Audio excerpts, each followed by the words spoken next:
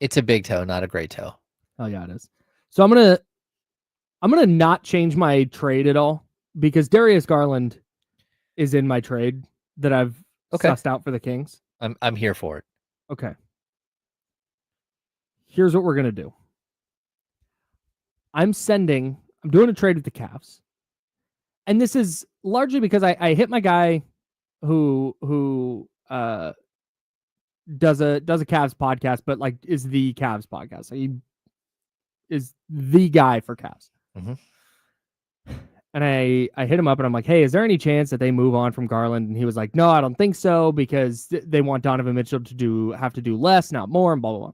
But then Zach Lowe on his podcast, the Zach Lowe podcast, was like, hey, don't take your eye off Darius Garland this offseason.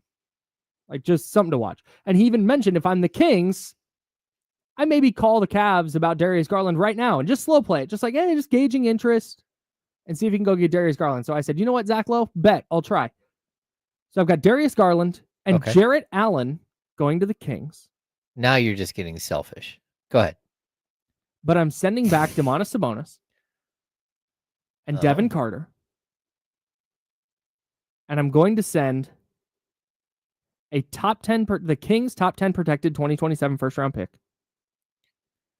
and Charlotte's 2026 second round pick in 2027.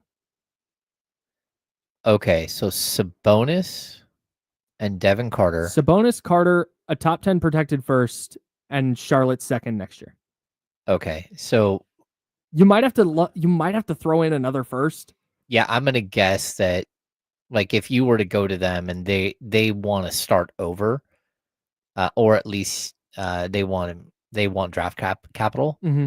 I would think you're probably it would cost you, like what you said, Sabonis. I'm gonna guess at least 2 first-round picks and unprotected. So maybe one of your own unprotected and maybe either the Spurs or the Timberwolves unprotected. Okay, pick. so here's how I adjusted it. I wound up adjusting it a little bit because of the toe.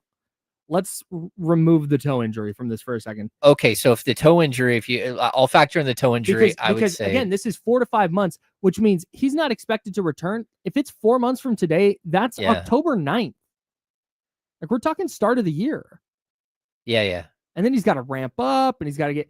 So you may not be getting. And if it's 5 months, you're not getting full strength, like full speed Darius Garland until mid to late November. Well, not only that, but it's a toe injury. We don't know how it will respond. We don't, because guys who have like turf toe problems at the NFL level usually continue to have turf toe problems their entire careers. Like it's something that happens, and then it's really, really difficult for you to ever be like 100% back to normal. Well, and you and I know as well as anybody that the big toe is the catalyst of movement and balance. It is. It's a big factor in humans being professional athletes. That's very true. You and I know that as well as anyone. Yes.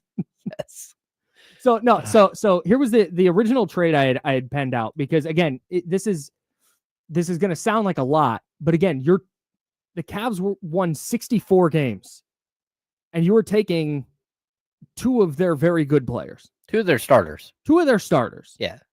So the original trade was both of the Charlotte second rounders, a top 10 protected Kings first in 2027, the unprotected Minnesota 2031, and the Kings 2031, which has the swap with the Spurs. Okay. So you had 3 firsts. 3 firsts, 2 seconds, Devin Carter and Domas.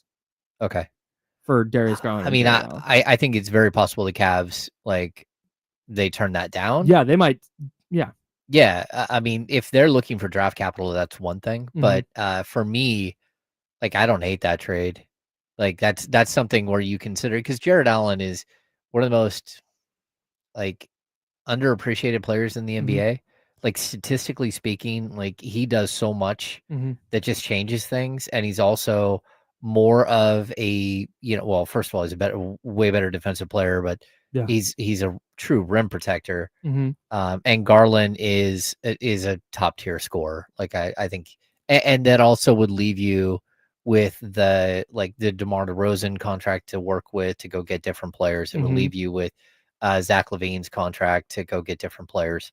I don't know if you're gonna win a ton of games with Garland and Levine as your starting backcourt because of the defensive issues. Sure. But I do think that, if you can find a way to move a Keon Elson and Keegan Murray into that starting lineup, all of a sudden you have 3 really, really good defenders. Yeah, man. And Darius Garland's the kind of player that, like, we've talked about this. And again, I don't even know if the Cavs would make him available. And I don't know if they would even do this specific trade. But just let's talk about Darius Garland in a vacuum here. Let's say there is a trade that the Kings and Cavs work out. And again, if you missed it, this thought kind of started because Zach Lowe, who talks to a lot of people and knows a lot of people, basically said, if I'm the Kings, I'm keeping an eye on Darius Garland and I'm slow playing it and like calling now and going, hey, is this a thing? No. Okay. Well, hey, let us know, and trying to. So again, that just kind of got my brain working a little bit. No, and the reason I focus so hard on Darius Garland, and you're right, maybe that toe injury, he's just never quite the same. But you're talking about a guy he's only 25. Yep. He's been in the league for 6 years now. He's been an all-star. Over the last 4 years, he's averaging over 20 points a night. He's a career 38.8% three-point shooter on 6.1 attempts a game. He's 45% from the field. 53% effective field goal percentage. Like, this is a good player. And we have talked about time and time again this offseason. Can you try and find that trade that maybe brings back a player who, again, I don't think Darius Garland is going to turn into Shai Gilgeous-Alexander.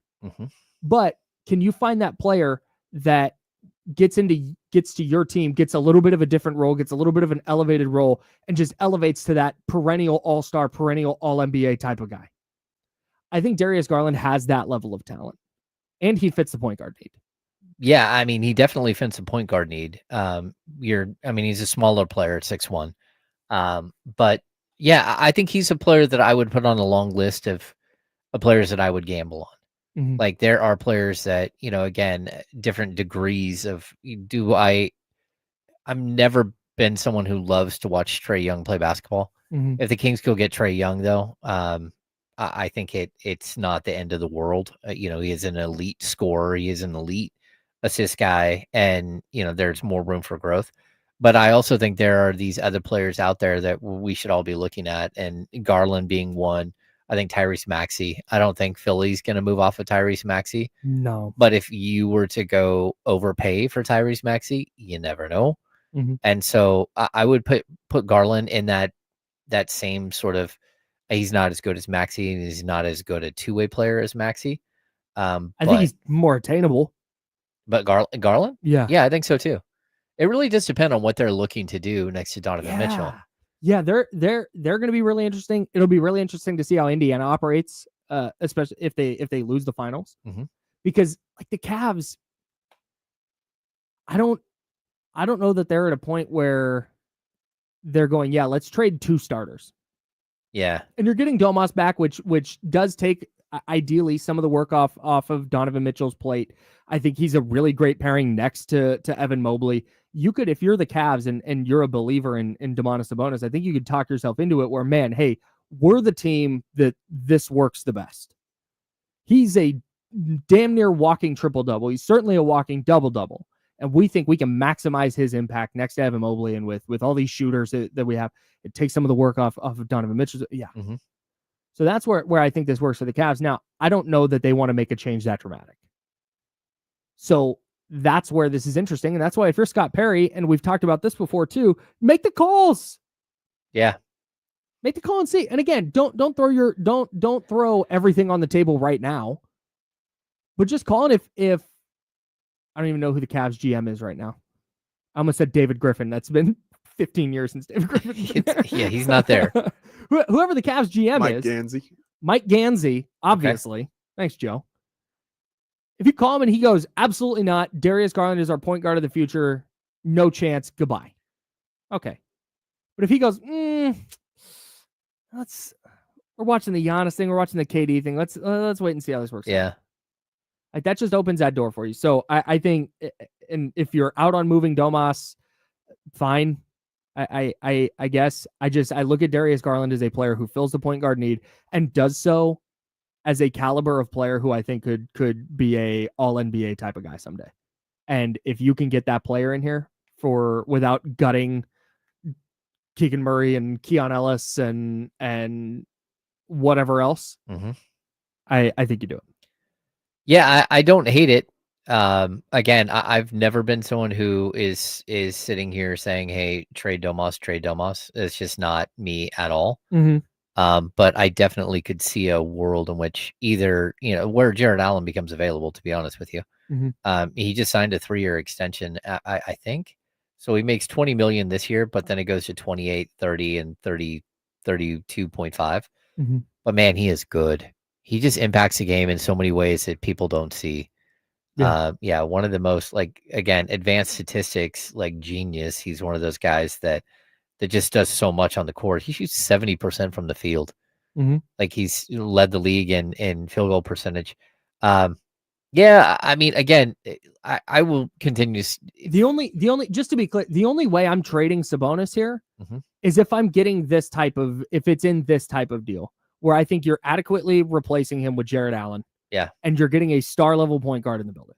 Yeah, you're getting at least an all-star level player. Yes. Yeah. And a dynamite starting center. Yeah, a very, very good starting center. Jared Allen led the league in offensive rating this year. Wow. He posted a 142 offensive rating and a 108 defensive rating according to Basketball Reference. Man. Yeah. He's to me, again, he's so impactful. I've always dreamed of having a center that actually blocks shots and plays defense. I don't believe in block shots, but having rim protection is a great thing.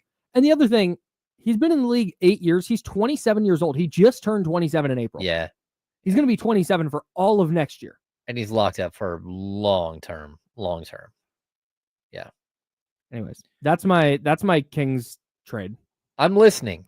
And for me to say, hey, I'm listening on a potential Domantas Sabonis trade. I know it. Yeah. All right. That's where we're at. Let us know. 91690